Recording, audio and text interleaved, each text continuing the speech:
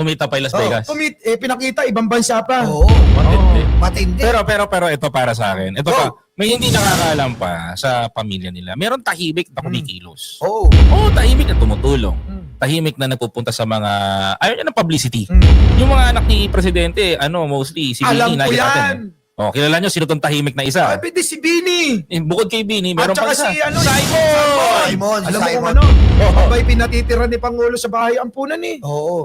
Para maramdaman kung anong totoong buhay. Oo. Hindi yung pinatitira kung kani-kanino eh. Oh, ano ba yan? Pinatitira. Anak ng wedding, magkaiba po yun. Correct. Tinitay ko, ang ating Pangulo, ang ating First Lady at ang Pangulo, pinatitira po sa mga bahay ampunan, sa mga shelters, ang kanilang mga anak. Pinaparanas nila. Ordinaryo at ang simpleng buhay para hindi po sila mabulag ng karangyaan.